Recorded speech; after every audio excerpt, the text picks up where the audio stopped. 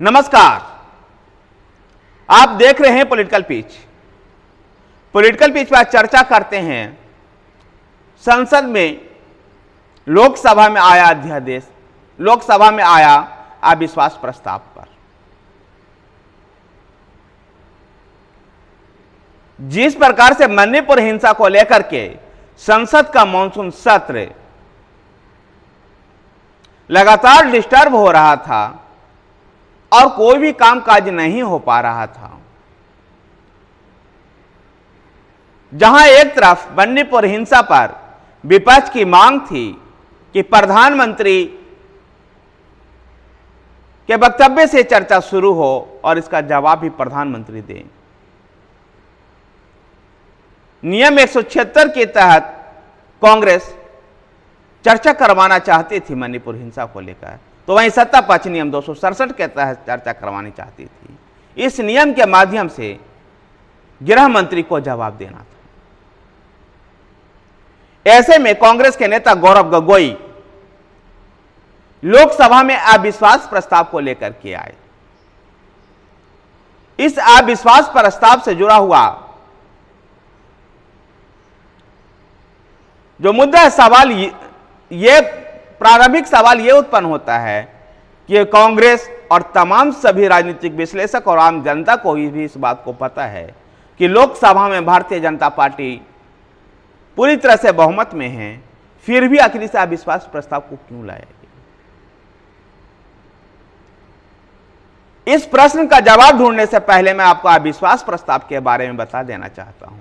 अविश्वास प्रस्ताव का मतलब है कि सदन मौजूदा सरकार के प्रति अविश्वास व्यक्त करता है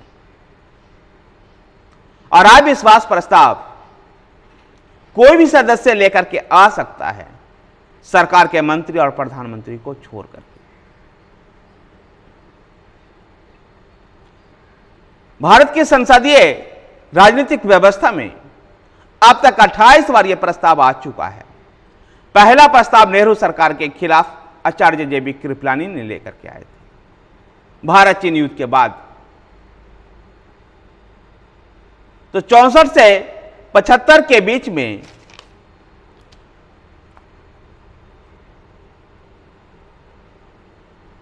पंद्रह बार यह अविश्वास प्रस्ताव आया। शास्त्री और नेहरू इंदिरा के इस कालखंड में 15 बार अविश्वास प्रस्ताव लाया गया। एक अविश्वास प्रस्ताव 1975 में लाया गया था, जो आपातकाल से ठीक पहले था। मई 1975 में अविश्वास प्रस्ताव लाया गया था और जून 1975 में आपातकाल की घोषणा हुई थी। 1987 में लाया गया धामनी मत। 1987 में लाया गया अविश्वास प्रस्ताव धामनी मत से गिर गया था, जब राजीव गांधी की सरकार थी। नरसिम्हा राव की सरकार के दौरान भी कई बार अविश्वास प्रस्ताव लाया गया और एक अविश्वास प्रस्ताव को गिराने के लिए पीवी नरसिम्हा राव को झारखंड मुक्ति मोर्चा रिश्वत कांड जैसे कांड भी करने पड़े। अटल बिहारी वाजपेयी के खिलाफ भी श्रीमती सोनिया गांधी अविश्वास प्रस्ताव लेकर के आई थी 2003 में। तो पिछली नरेंद्र मोदी सरकार का पिछला टर्म था, उसमें भी एक बार अविश्वास प्रस्ताव का सामना करना पड़ा और फिर से अविश्वास प्रस्ताव आया है। आपको बताते चलें कि मोरारजी देसाई की सरकार भी इसी अविश्वास प्रस्ताव के में ही गिरी थी। यद्यपि उन्होंने वोटिंग से पहले ही रिजाइन कर दिया था और वह एकमात्र ऐसी सरकार थी कि अविश्वास प्रस्ताव के कारण गिर गई थी।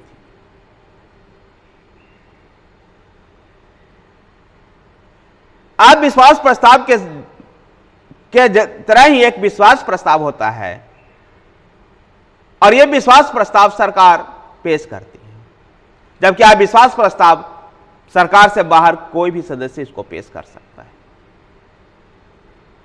विश्वास प्रस्ताव से भी एक बार सरकार गिरी थी, वो सरकार थी अटल बिहारी वाजपेयी की।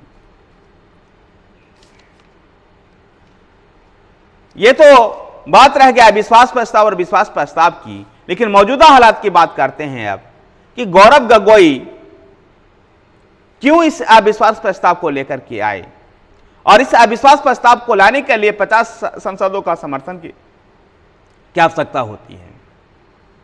जो कांग्रेस पार्टी और तमाम इंडिया के गठबंधन के साथ उनको आसानी से मिल गया। अविश्वास प्रस्ताव लाने के बाद सभी दलों की सहमति से लोकसभा अध्यक्ष चर्चा का दिन तय करेंगे और किस पार्टी को कितना बोलना है यह उनके लोकसभा में प्रतिनिधित्व के आधार पर तय किया जाएगा।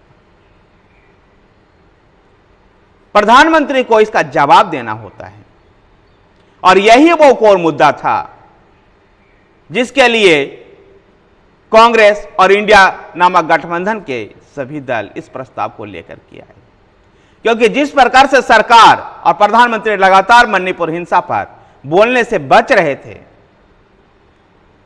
और ऐसी कोशिश थी कि संसद में मणिपुर हिंसा पर चर्चा के दौरान प्रधानमंत्री को जवाब न देना पड़े, जबकि कांग्रेस प्रधानमंत्री के जवाब पर तुली हुई थी और इसलिए इस अविश्वास प्रस्ताव को लाया गया कि अब तो संसदीय नियमों के में बंद करके प्रधानमंत्री को इसका जवाब देना होगा। साफ तौर पर इस बात को जानते हुए कि भारतीय जनता पार्टी के पास बहुमत है और सरकार का कार्यकाल भी केवल 10 महीने ही बचा रह गया है, फिर भी अविश्वास प्रस्ताव को लाया गया। न केवल मणिपुर हिंसा बल्कि मणिपुर हिंसा के साथ साथ ही देश के और अन्य ज्वलंत मुद्दे पर भी प्रधानमंत्री को संसद में अब जवाब देना होगा।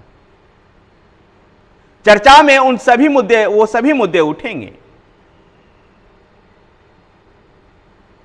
और प्रधानमंत्री को इसका जवाब देना होगा।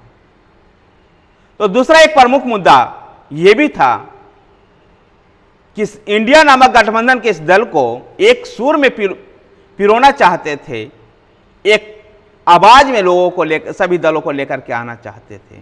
इसलिए मणिपुर हिंसा उनका एक बड़ा प्रकरण मिला और मणिपुर हिंसा के माध्यम से संसद में अविश्वास प्रस्ताव लाया गया ताकि सभी दल एकजुट होकर के नजर आए। इस अविश्वास प्रस्ताव पर चर्चा के लिए सभी दलों ने अपने अपने पार्टी के व्हिप जारी कर दिए। संसद में इस अविश्वास प्रस्ताव पर जब चर्चा होगी तो न केवल यह आज मौजूदा सरकार के खिलाफ है और ऐसा लग रहा है कि प्रधानमंत्री को केवल जवाब देने के लिए लाया गया है, बल्कि भारतीय जनता पार्टी के पास भी मौका होगा कि वो देश के अन्य राज्यों में जो विपक्ष द्वारा शासित है उन राज्यों में किस प्रकार से कानून व्यवस्था, किस प्रकार का गैंगरेप, किस प्रकार से वहां की लॉ एंड ऑर्डर का सिचुएशन खराब हो रहा है। विशेषकर मैं चर्चा करूंगा बंगाल की पंचायती राज्य में जिस प्रकार से हिंसा हुई, दिल्ली में जिस प्रकार से आम आदमी पार्टी के शासन में करप्शन हुआ, राजस्थान में जिस प्रकार से लाल डायरी का प्रकरण उभर कर सामने आया, यह भारतीय जनता पार्टी को भी उठाने का मौका मिलेगा। क्योंकि जब अविश्वास प्रस्ताव पर चर्चा होती है तो चर्चा का कोई एक विषय नहीं होता है, चर्चा विषय के बंधनों से बाहर हो जाती है और सर्वत्र चर्चा ये होती है। तो ऐसे में जहां एक मौका कांग्रेस के लिए है कि वो प्रधानमंत्री से मणिपुर हिंसा समेत देश के तमाम ज्वलंत मुद्दे पर जवाब लें, तो यह मौका भारतीय जनता पार्टी के पास भी है कि वो विपक्ष द्वारा शासित राज्यों की जो खामियां हैं उसको उजागर करें और साथ ही अपनी सरकार की नीतियों को संसद में सबके सामने रखा जाए। पिछले 9 सालों में जिस प्रकार से भारत ने प्रगति की है, इसको भी रखने का एक मौका भारतीय जनता पार्टी को संसद में मिलेगा। कह सकते हैं कि भारतीय संसद में लाया गया यह अविश्वास प्रस्ताव जहां विपक्षी दलों को एकजुट करने में अहम भूमिका निभाएगी, वहीं मणिपुर हिंसा पर भी ठोस जवाब मिलेगा देश को। तो भारतीय जनता पार्टी और कांग्रेस दोनों के पास इस चुनावी बेला में एक महत्वपूर्ण मौका, महत्वपूर्ण विधायी शक्ति हाथ लगी है, जिस पर देश में चुनाव का माहौल को सेट किया जा सकता है और दोनों एक दूसरे पर आरोप प्रत्यारोप लगाएंगे। हम सब के लिए भी अविश्वास प्रस्ताव पर इस चर्चा को देखना एक रोचक होगा कि कौन से दल किस तरह के मुद्दे को उठाते हैं। धन्यवाद साथियों। अगर आपको वीडियो पसंद आए तो वीडियो को लाइक कीजिए, शेयर कीजिए। हमारे साथ बने रहने के लिए हमारे चैनल पॉलिटिकल पिच को सब्सक्राइब कीजिए। धन्यवाद।